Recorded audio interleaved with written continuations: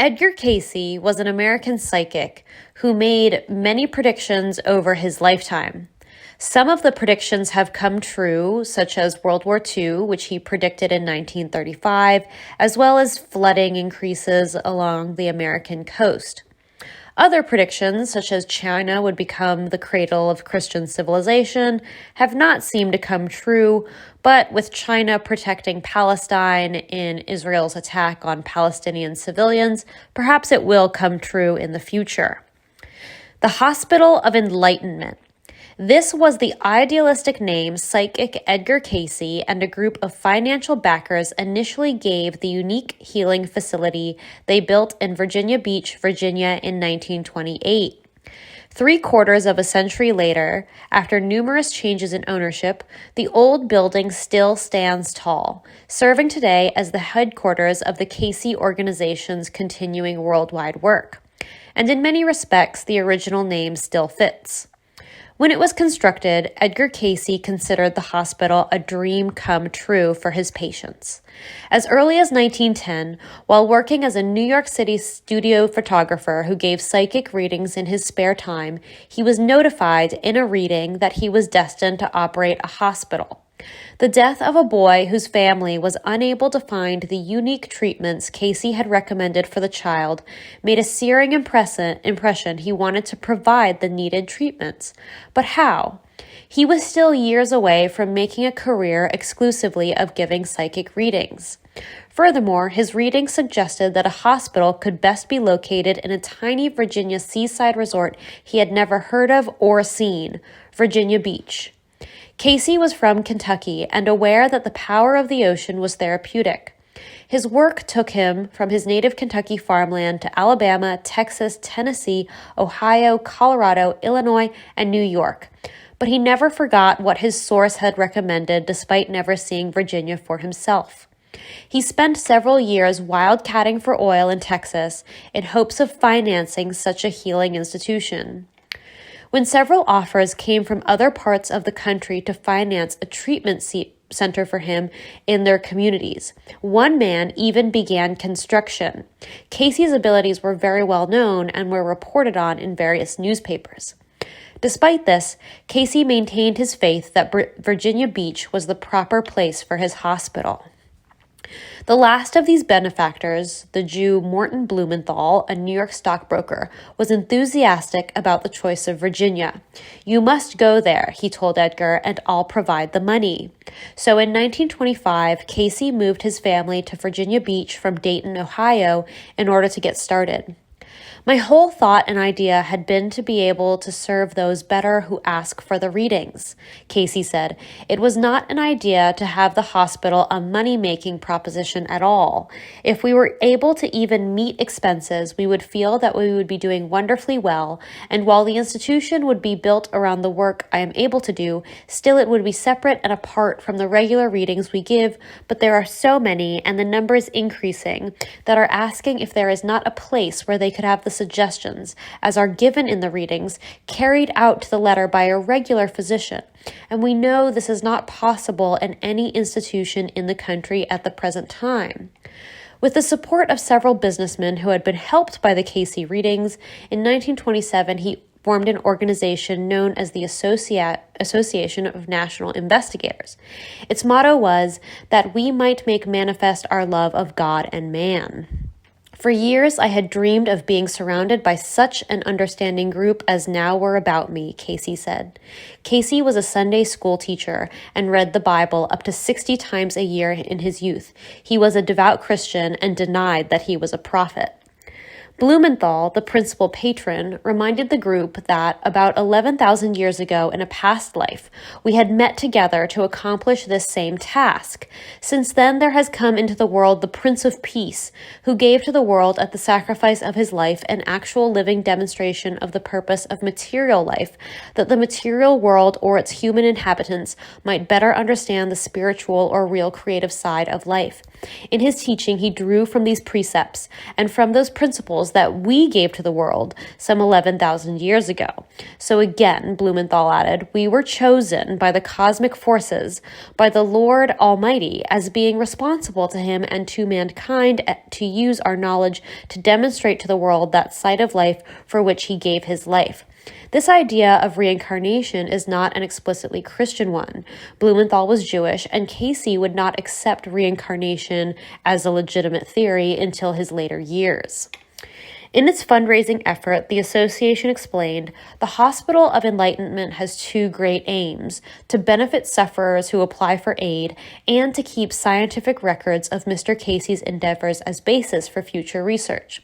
The term research was added to the hospital's name, although by the time it was up and running, it was called simply the Cayce Hospital.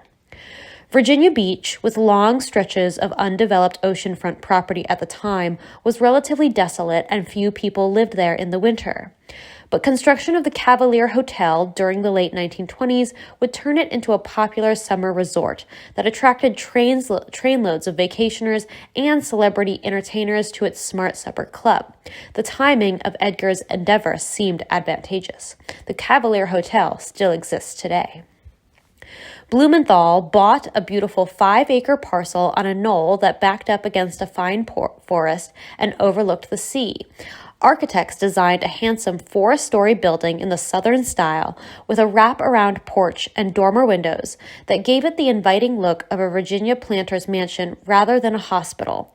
The entry doors also included concrete waves to show the impact of the ocean on this structure.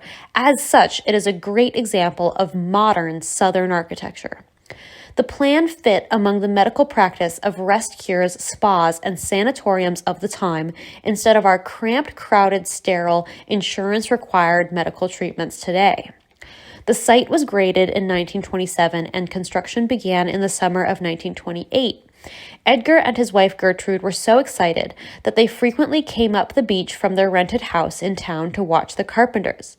The workmen were surprised when Edgar picked up a hammer and joined them, but they could tell that he had done some carpentering. I was raised on a farm, he said. We did our own work.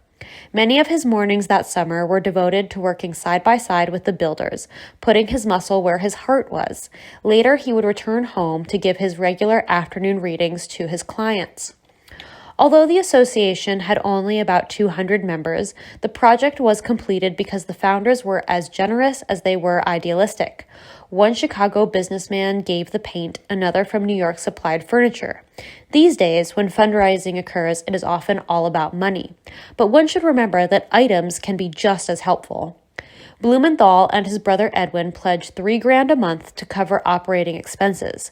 These were the roaring 20s, and the country had never been so prosperous. Taxes were low, tariffs were in place to keep American goods in market, there were no wars, Ellis Island kept illegals quarantined and out, property rights were enforced, and the government listened to the people. By November, the building, finished with stucco and shingles, was ready for occupancy. It had room for 30 hospital beds, treatment rooms, offices with a vault to house the readings, a library, and a lecture hall.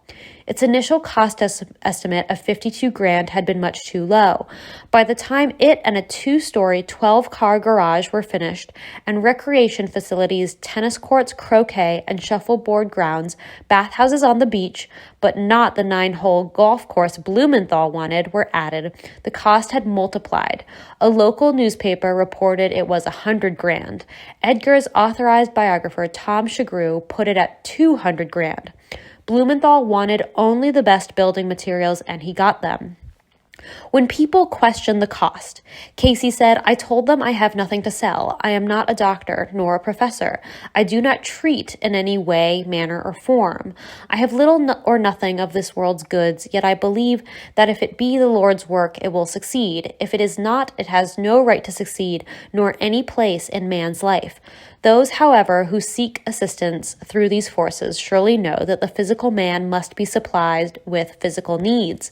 Therefore, we depend upon those for whom readings are given for contributions sufficient to take care of the needs of the hour and for the propagation of the truths that do mean and have meant so much in the lives of so many. Freely ye have received, freely give. Not everyone who came had supportive intentions. William Moseley Brown, who had been Hugh Lynn Cayce's college psychology professor, had boasted that he could expose any medium. Hugh Lynn invited him to the beach to expose his father. Brown came, questioned Edgar, reviewed some readings, listened to others, and joined the association. The hospital was dedicated on November 11th, Armistice Day. In planning the ceremony, the founders asked for a reading on whether Edgar should demonstrate his psychic gift by giving a reading on that occasion.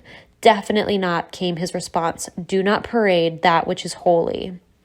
Professor Brown, who had run unsuccessfully for the U.S. Senate against Virginia's powerful Senator Harry Byrd, gave the dedication address.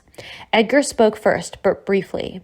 When your prayers are answered, you find out that prayers are about the only thing that words are good for, so there's nothing to say except to give thanks. Then it's time to start praying again that we will succeed in what we are trying to do here. Professor Brown, no longer a skeptic, saw the awesome potential of Cayce's holistic approach to healing through mind, body, and soul. Even if one didn't believe in psychics, one could see the power of rest, talking freely, and relaxation by the beautiful beach. He said, religion and science, philosophy and psychology, the truths discovered by the ancients as well as by the moderns will be equally welcome here. Nothing is banned except trickery, sham, falsehood. All truths will be used so far as it may be, applicable to the betterment of human life, no matter who was its discoverer or in what country or age it was found. Brown, who would become the first president of Atlantic University, another idealistic venture at the beach financed by the Blumenthals, was captivated by Cayce's dream. He said, here then we have a pioneer institution in the field of human endeavor. As human life itself is a most complex process involving all kinds of experience, so we find here a kind of laboratory in which human life will go forward, but under observable and controlled conditions so far as possible. This is not merely a physical or a psychological or even a theological laboratory. Much more than that, it is the center in which the rather unusual attempt is made to bring every kind of truth together as needed in the solution of the particular problem under investigation. Always, however, the motif is the betterment of human life, and all other endeavors are to be subsidiary to this chief aim. As so far as I'm aware, such an undertaking has never been attempted before in this country, and probably in the entire world. 3 months later, in February 1929, the hospital opened with Thomas B. House, M.D., who had been head of a state mental hospital in Hopkinsville, as chief of staff. Our first man came down from Philadelphia and was here only 10 days, Cayce recalled. He had been told that he was in pretty bad condition, and he was but to see the man steadily each day getting better and better. He went home feeling entirely a different man. I wish we could do as much for everyone as we seemingly did for him. This patient came to the hospital for treatments but stayed at a local hotel. He did a good deal of work around the hospital after the first few days, Cayce noted. Helped us set up beds, rubbed off furniture, moving it about. His hospital bill was $35. We had an average of 10 patients after a few months, and about 60 patients were treated in the first 10 months with invariably pleasing results. The new healing center was a major curiosity in the community. Some 3,000 visitors came to tour the first year. Many later applied for more information, and some for membership in the association. Even though I had to work much harder with readings that year than I have ever done in my life, and while it was unexpected even by me to be able to hold up under it, somehow, somewhere, the strength came to keep going, and I believe that it is true we will not be required to do more than we are given the strength to do. If we will use the strength and know that it is not of ourselves, but of Him in whom we live and move and have our being. In addition to managing the hospital's operations and giving readings for patients to cure them, Mr. Cayce gave public lectures at the hospital on Sunday afternoons. In his talks, he recalled, I made no attempt to found a new sect or body of thought or to have any following of any kind. What I wanted to give was a better understanding of the great physician, God, that one who was able to heal by the touch of his hand. I wanted people to look at the mind as it relates to healing. I tried to help them to understand the information that was coming through the readings. The death of Dr. House in October 1929 was a momentary setback. No ordinary physician could be found who would consider working at this unique facility. They either laughed at the readings or condemned them as quackery, wrote Chagru. Dr. Lyman A. Liddick, an osteopath from Dayton, Ohio, who had met Cayce there, took the job.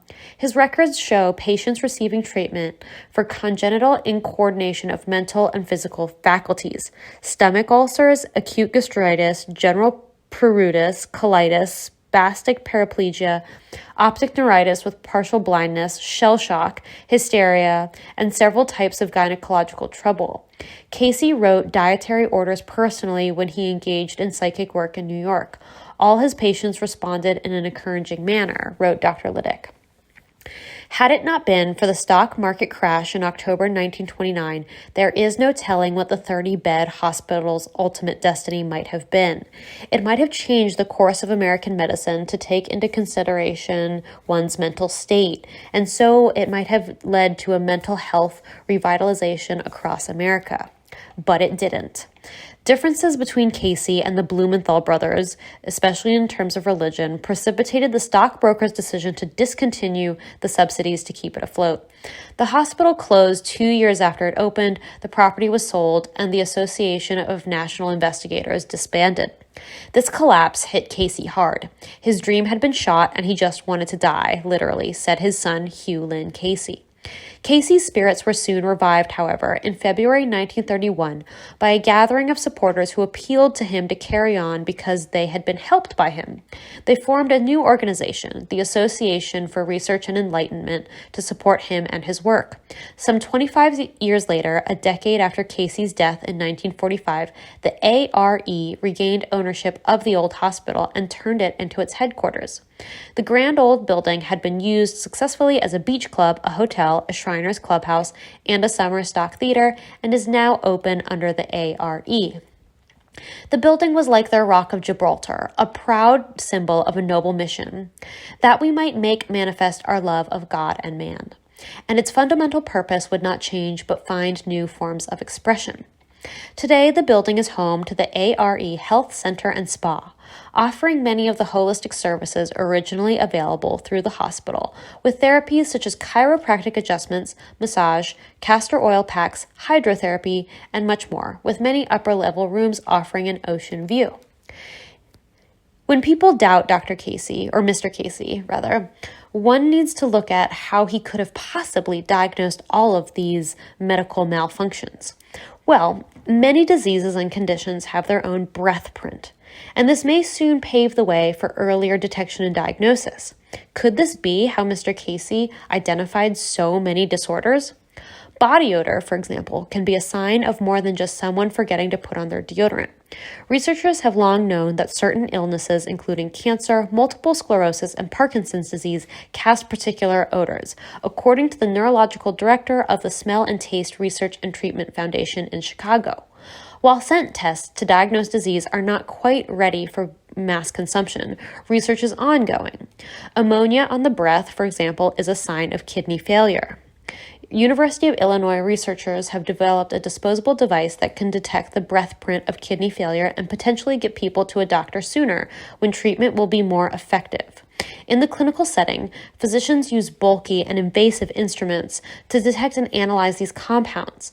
We want to hand out a cheap sensor chip to patients so they can use it and throw it away, said Professor Ying Dao, a professor of chemical and biomolecular engineering at Illinois. When your liver stops doing its job and processing toxins, contaminants will build up in urine, perspiration, and even your breath, and the odor will be like raw fish. If you have an infection in your gums, the bacteria releases waste products, such as hydrogen sulfide, and that smells like rotten eggs. This smell tells us that the person or persons have a disease. These scents encourage medical staff to look harder and also to look into many different causes. Could this be how Mr. Cayce was able to identify so many different maladies?